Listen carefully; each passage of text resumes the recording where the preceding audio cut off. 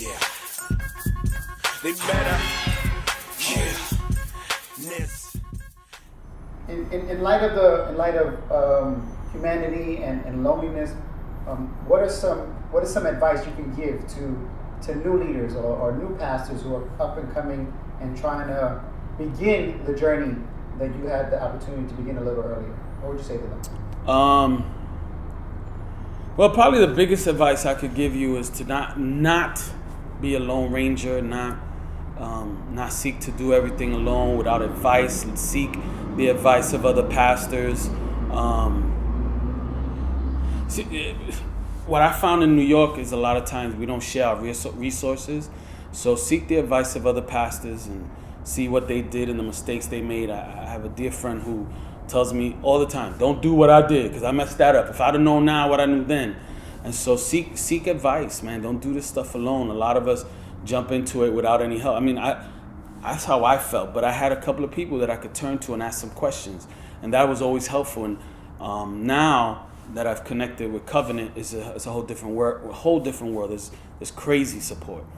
But when I started, at times I felt like I was all alone. And so that just doesn't work. God doesn't want you to work in a vacuum, work all alone, work as a lone ranger. He wants you to be connected to the body so you can serve the body. If you're not connected to the body, you're not going to serve anything. And so for all you lone ranger pastors out there, get yourself some tontos, get together with some people. Oh man, that sounded racist again, didn't it? I didn't mean it that way. I'm old school, sorry. But I just mean get yourself partners, get yourself people you connected with, people that you respect. Talk to people, ask questions, ask people how they messed up. That's one of the things that I think real church planters love to share their stories and tell you, well, we did this and it was horrible, but we're still here and we survived. Don't be afraid to fail. And so, connect with that stuff and go online and read as much stuff. I was doing webinars for free online all the time. And I was reading books on church plant. Do it all. Read it. And then pray and seek the Lord. I mean, you can't deny that side of it.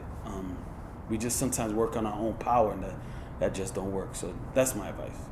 And this last question is, what would you say regarding authenticity, regarding you as a man, you as someone involved in hip hop culture, you involved in the urban culture? What are some of the things that you realize that you cannot not be in terms of just being authentic, being real, being a pastor who can say, I felt like punching somebody in the face? Can you just talk a little more about that? That's a big question. I think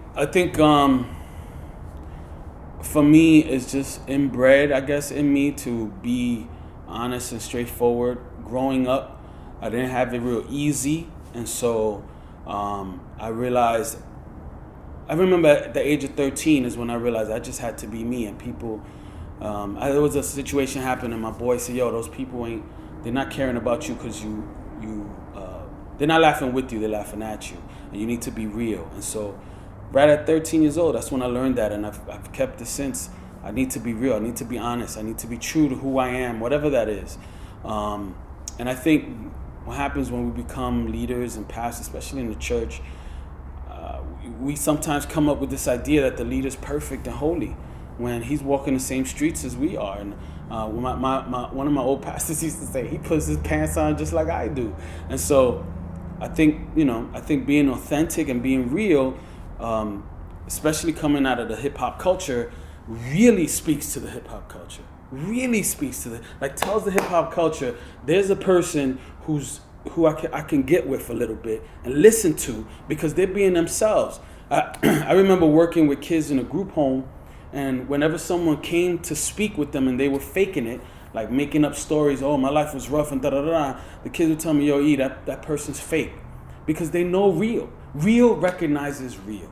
And so in regards to authenticity, most of the time when someone ain't hip-hop and they want to deal with hip-hop people, I tell them just be yourself. Ask questions. They'll love to teach you about hip-hop. They'll love to teach you about the culture. Just be yourself. So whether you're in it or not, whether you're part of it or not, forget about hip-hop life, church in general. Let's be real. Keeping it real is really like one of the tenets of this church. We really, really believe in that.